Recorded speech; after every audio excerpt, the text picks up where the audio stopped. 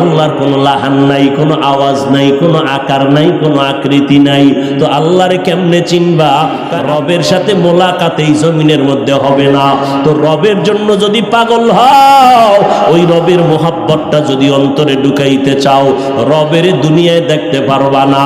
তো রবের কিছু নিদর্শন আছে, এগুলো তুমি দেখো আর কলিজারে ঠান্ডা বানাও। রবের নিদর্শন বাইতুল্লাহর ভিতরে চলে যাও, আল্লাহর ঘর। ওই ঘরটার দিকে যতক্ষণ তাকায়া থাকবা, আমল নামায় শুধু সওয়াব আর সওয়াব। আমার রবের নিদর্শন, আমার আল্লাহর কালাম কোরআন শরীফটা খুলো, আঙ্গুল টানতে থাকো আর বলো হাযা কালামু রব্বি, এটা আমার রবের কালাম। এটারে বুকে লাগাও, চুমা খাও। এটা এমন একটা কিতাব, তাকাইয়া থাকলে সওয়াব। এই কোরআন ধরবা সওয়াব, এই কোরআন পড়বা সওয়াব, এই কোরআনের আওয়াজ শুনবা তাতেও সওয়াব। এই কোরআনটা সিনায় লাগাবা, বরকত হয়ে যাবে। এই কোরআনের কারণে ঘরটা বরকতপূর্ণ হবে। আপনাদের আশেপাশে বিল্ডিং এর অভাব নাই, তবে একটা বিল্ডিং এর ওই পরিমাণ সম্মান নাই কোরআনের মাদ্রাসার ঘরটার যেই পরিমাণ সম্মান। আল্লাহর কোরআন বুকে লাগাই ওরে মুমিন, এই যে কথা বলতেই হয়, না বলে পারি না। ইমানের ঘর থেকে বারবার ধাক্কা দেয়, কারণ আমার রসুলের যুগে বাতেল ছিল নি। জোরে বলেন, আমার নবী বাতেলের বিরুদ্ধে কথা বলছেননি? কন্যা কেন? অতএব বাতিলের বিরুদ্ধে কথা বলা একদিকে নবীর আদর্শ মতে সুন্নত, অপরদিকে বাতিলের বিরুদ্ধে কথা বলা কোরআনের আইনে ফরজ। কোরআনের আইনে কি? কোন পণ্ডিত যদি কয় হাফেজ ভাই গীবত হয়ে গেল নাকি, গীবত হইলেও সওয়াব। গীবত হইলেও কি হবে? সওয়াব। দলিল লাগবে না? দলিল তোমারে কোন হুজুরে বুঝাইছে যে দলিল ছাড়া মানবা না?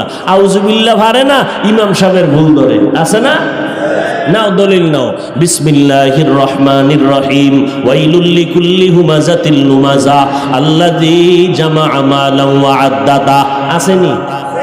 এই সূরাটার তরজমা পড়ো। কয় কেনার টাকা নাই, মোবাইলের মধ্যে বাসায় গিয়া সার্চ দাও, বাংলা কোরআন লেখা সার্চ দিবা, কোরআন শরীফ চলে আসবে।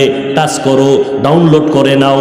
এরপরে শেষের দিকে ওয়াইলুল লিকুল্লি হুমাযাতিল লুমাযা, সূরা হুমাযাটারে বের করো। এরপরে তুমি দেখবা, ব্যাখ্যা পড়তে থাকো। ওই সূরার মধ্যে বিস্তারিত লেখা আছে কোন কোন কারণে গীবত করা হারাম, কোন কোন কারণে গীবত করা ওয়াজিব, না করলে গুনাহ হবে।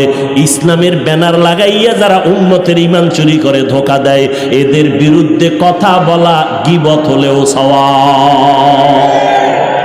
हकीकत से तू दुनिया बेखबर है, दुनिया की नुमाइश पर नजर है।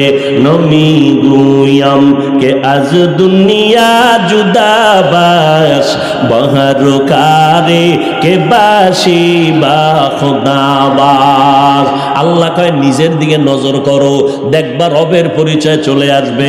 তাকাইয়া দেখছেননি পাবনার মানুষ? ভালো করে নজর করেন। তৈলের ফ্যাক্টরি আছে, লবণের ফ্যাক্টরি আছে, দোনোটা আলাদা।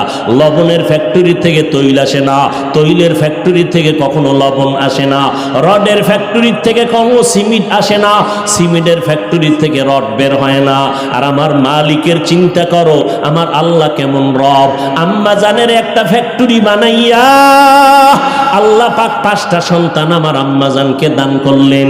আম্মাজানের একই গর্ভের সন্তান, নজর করিয়া দেখ, একই গর্ভের সন্তান, একজনের চেহারার সাথে অন্যের চেহারার কোনো মিল নাই। আছে? রবেরে ভালো কইরা চিনোরে বাবা। একই মায়ের সন্তান, 5টা সন্তান, একজনের কণ্ঠের আওয়াজের সাথে অন্যের কণ্ঠের কোনো মিল নাই, চেহারার সাথে মিল নাই, আঙ্গুলের টিপের মধ্যে কোনো মিল নাই। ও আল্লাহর বান্দা, আবার তাকায় দেখো, একই মায়ের সন্তান, 5টা সন্তানের মধ্যে 4টা সন্তান বড় ভালো, একটা সন্তান এমন আছে চোখের পাওয়ার কম, কানে শুনে না, জবান দিয়া কথা বলতে পারে না, প্রতিবন্ধী করে আল্লাহ পাঠাইলেন। আল্লাহ পাক রব্বুল আলামিন বলে তাকায় দেখ এগুলো কে করে? কেউ করে না।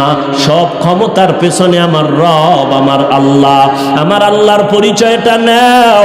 আবার একজনে কথা বলে ভাল লাগে না, আবার একজন কথা বলে আমিও কথা বলি কণ্ঠ দিয়া, আর এক ভাই কথা বলে কণ্ঠ দিয়া, চেয়ারম্যান সাহেব বক্তব্য দিলেন তিনিও কণ্ঠ দিয়া দিলেন, কিন্তু মানুষ কয় 2 মিনিটের বেশি দিবেন না।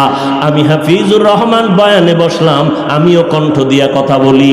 আর এক হুজুর বয়ান করতেছেন, বলে হুজুর বয়ান কম হয়ে গেল, গড়ি দইরা দেখি 1.5 ঘন্টা সময় নাই। এরপর মানুষ কয় আরো 1 ঘন্টা করেন। এই কুদরত কোনো বান্দার না, কোনো বক্তার না, সব আমার আল্লাহ। কার কার? ওই আল্লাহকে চিনো। কেমন তোমার আমার রব? ওই রবের যদি চিনতে পারতা, ওই রবের জন্য জীবনটা দিয়া পাগলের মতো দৌড়াইতা, কোথায় গেলে আবার রবের পাই? ওই রবের সাথে মোলাকাতের জন্য পাগল পারা হয়ে যাইতা। তোমার মধ্যে রবের পরিচয় তেমন নাই, এই জন্য তোমার সিনার মধ্যে আগুন জ্বলে না। আর যেই বান্দার মধ্যে রবের পরিচয় একবার ঢুকলো, ওর সিনার মধ্যে রব পাওয়ার জন্য একটা জ্বলন তৈরি হয়ে গেছে। ও পাগলের মতো দৌড়ায়, কোথায় গেলে রবেরে পাবে। মসজিদের আওয়াজ পাইলে মসজিদে যায়, আলেম ওলামার কথা শুনলে সেখানে দৌড়ায়। একটুনি রবের কথা শুনতে পারি, রবের কুদরতের ঘ্রাণটা নাকে পাইতে পারি। আল্লাহ কয় বান্দা নিজেরে নিয়ে গবেষণা কর।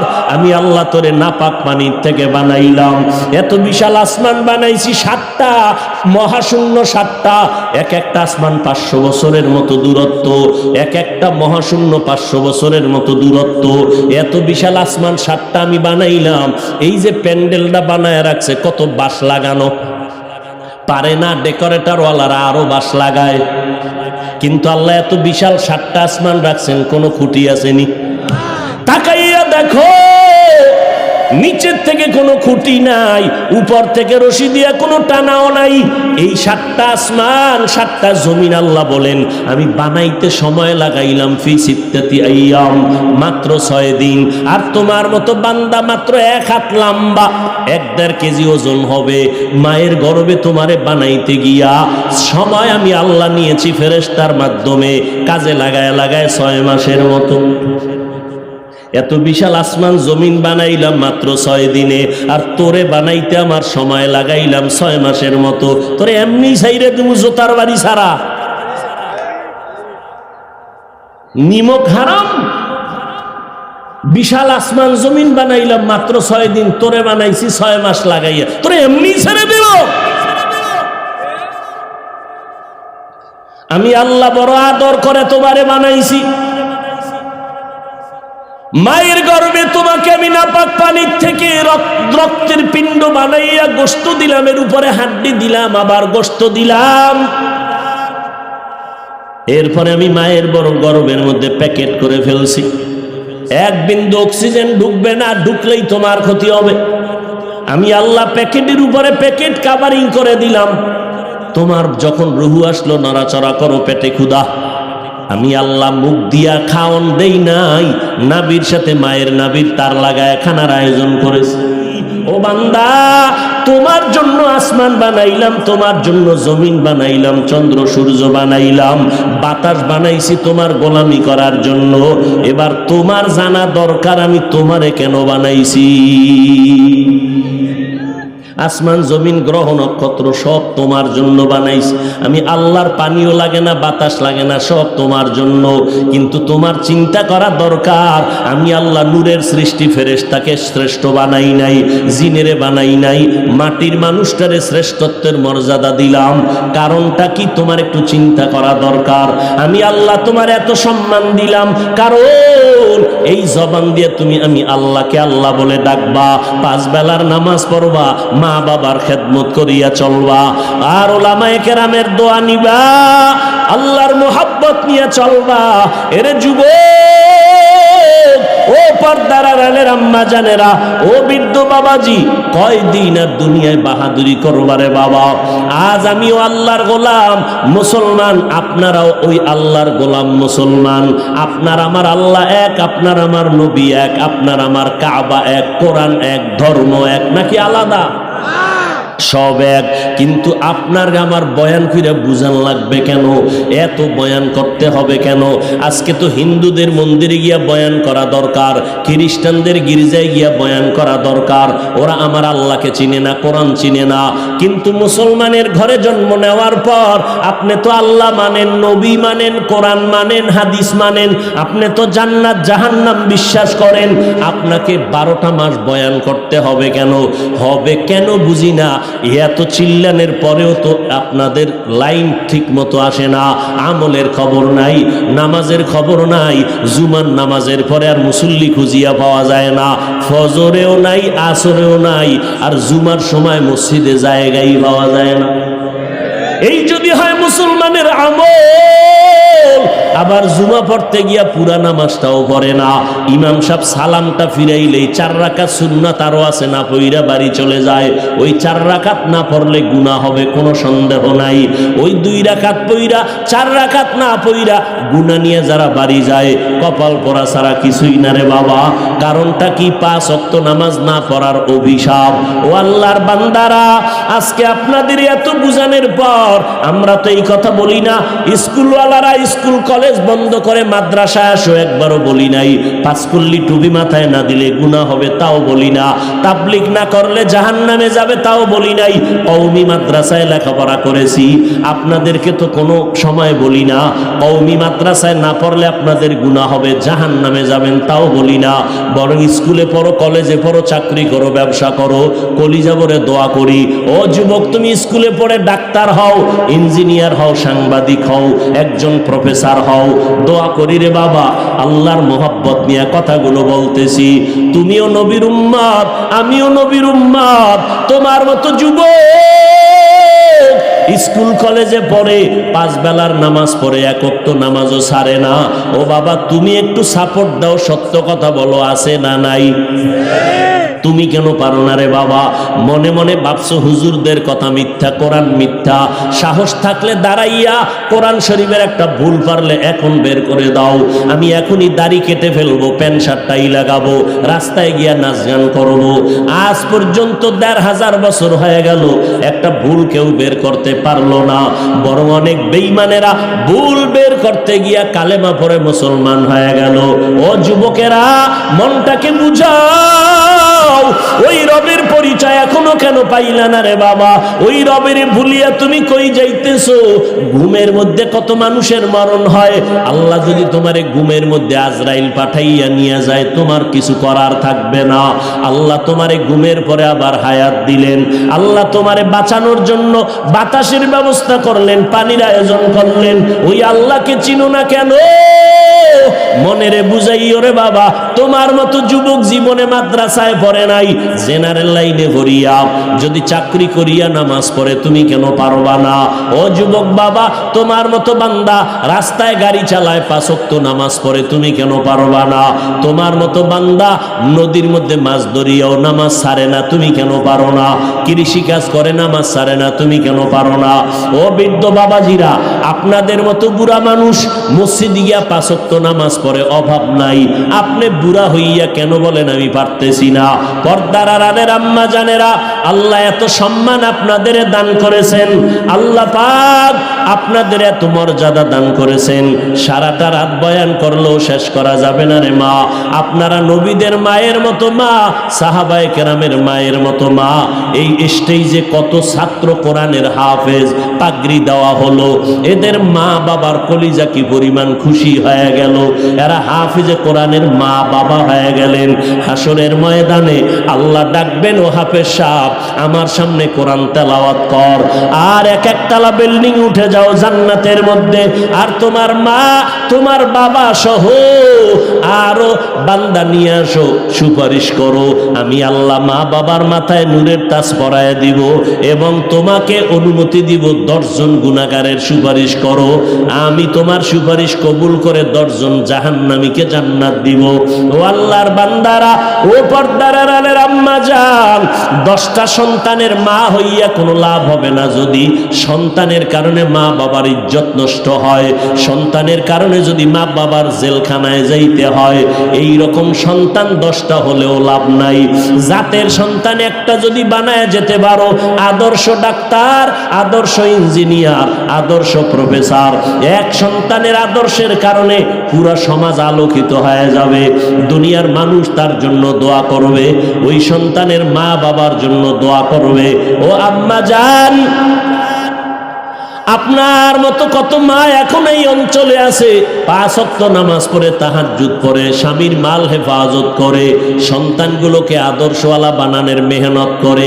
আপনি কেন পারবেন না? ও যুবতী বোনেরা, আপনার মতো কত বোন স্কুল কলেজে পড়ে, মা বাবার খেদমত করে, 5 ওয়াক্ত নামাজ পড়ে, কখনো মোবাইলে অযথা কারো সময় নষ্ট করে না। ও আল্লাহর বান্দা বান্দিরা, আল্লাহ পাক রব্বুল আলামিন এত অন্যায়ের পরেও বেজার হয়ে কারো জন্য পানি বন্ধ করেন নাই, বাতাস বন্ধ করেন নাই, বরং আল্লাহ তওবার দরজা দিয়া ডাকতেছেন। আল্লাহ পাক বলেন, আমি আল্লাহ চাই না আমার আদরের বান্দা বান্দি কেউ জাহান্নামে যাবে, কারণ আমি জানি আমার বান্দা বড় দুর্বল। আমার বান্দা দুনিয়াতে সূর্যের গরম সহ্য করতে পারে না, আমার বান্দা মশার কামড় সইতে পারে না, কিন্তু দুনিয়ার গরমের থেকে হাজার হাজার হাজার গুণ গরম হবে জাহান্নামের আগুন। সহ্য করা যাবে না রে যুবক। আল্লাহর নবী সতর্কবাণী করে গেলেন, ওই জাহান্নামের ভয় অন্তরে ঢুকাও।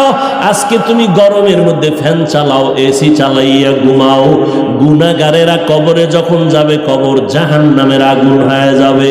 ও আল্লাহর বান্দারা, যারা গুনাহ নিয়ে কবরে যাবে তাদের জাহান্নামের আগুন হবে শাস্তির কারণ, আর যারা নেক আমল করবে তাদের জন্য কবর হবে জান্নাতের বাগান। এরে নবীর উম্মতের দল, আল্লাহর নবী এত বড় দামি, যার কোনো গুনাহ নাই, সেই নবী 13টা বছর আবু জাহালকে বয়ান করলেন, কালেমা পড়াতে পারলেন না। এই জমিনের মধ্যে কিছু শক্ত পাথরওয়ালা অন্তরের মানুষ আছে, হাজারো বয়ানে তাদের দিলটা নরম হবে না, বরং বয়ানের বাইরে গিয়া সমালোচনা করে করে গুনার পাল্লা ভারী করবে। আবার ওমরের মতো কিছু আল্লাহর বান্দা আছে, গুনার বোঝা নিয়া কোরআনের বাগানে ঢুকবে, মরণের কথা যখন স্মরণ হবে কান্না করে তওবা করবে। ও আল্লাহর বান্দা, আল্লাহ তওবার দরজা দিয়া ডাকতেছেন। জীবন ভর গুনাহ করেছো, তওবা করে যদি মনে মনে আল্লাহকে বলতে পারো, হে মালিক, আমার মতো গুনাহগার কেউ নাই, গুনার কারণে আমার হাত না পাক, আমার চোখ না পাক, আমার জবান না পাক, আমার অন্তর না পাক, আমি আজকে থেকে তওবা করে নিলাম, মরিয়া গেলে যাব, আর কোনোদিন নামাজ ছাড়ব না, মা বাবাকে কষ্ট দিব না, ওলামায়ে কেরামের বিরোধিতা করব না, নবীর তরিকার বাইরে চলব না, 5 ওয়াক্ত নামাজ বা জামাত আদায় করব, দাড়ির উপরে অস্ত্র লাগাইয়া নবীরে কষ্ট দিব না, হারাম আর কখনো ভক্ষণ করব না। আল্লাহ বলেন, বান্দা, হাজারো গুনাহ যদি করো, এক ফোঁটা চোখের পানির বিনিময়ে আমি জীবনের সব গুনাহ মাফ করিয়া তোমাকে আমি আমার ওলিদের খাতায় নামটা লেখায় দিব, আমি আল্লাহ নেককারদের খাতায় নামটা লেখায় দিব। ও আল্লাহর বান্দারা, বয়ান সারা রাত শুনলে কি লাভ হবে যদি আপনি নামাজটা ঠিক মতো না পড়েন, মা বাবার খেদমত যদি করতে না পারেন, ওলামায়ে কেরামের সম্মান যদি দিতে না পারেন, আপনার বয়ান শুনিয়া কি লাভ হবে? অতএব আল্লাহর কাছে তওবার নিয়ত করেন, মনে মনে আল্লাহকে ডেকে ডেকে বলেন, আল্লাহ, আমার মতো গুনাহগার এই ময়দানে কেউ নাই, আজকে আমি তওবার নিয়ত করে ফেললাম, জীবনে নামাজ ছাড়ব না, বেপরদায় চলব না, মা বাবাকে কষ্ট দিব না, নবীজির তরিকার বাইরে চলব না, ওলামায়ে কেরামের পরামর্শ নিয়ে চলব, দেশের বিরুদ্ধে জাতির বিরুদ্ধে ষড়যন্ত্র করব না। তওবা করার মতো যদি কারো অন্তরে নিয়ত হয়, অন্তরে যদি কোনো দুর্বলতা না থাকে, যাদের অন্তরে নিয়ত আছে মরিয়া গেলে যাব আর নামাজ ছাড়ব না, হায়াতের মালিক আল্লাহ, ইজ্জতের মালিক আল্লাহ, রিজিকের মালিক আল্লাহ, আমরা আর কোনোদিন আল্লাহরে ভুলবো না, নবীর তরিকার বাইরে চলবো না, নামাজ ছাড়বো না, মা বাবার দোয়া নিয়ে চলবো। তওবা করার যদি নিয়ত হয়, খাঁটি তওবার নিয়তে দুটো হাত আমার আল্লাহকে দেখাইয়া দেই। আয় আল্লাহ, আমাদের হাতগুলো কবুল করে নেন, তওবা কবুল করে নেন, তওবার উপরে মজবুত হইয়া চলার মতো তৌফিক দান করেন, আমিন।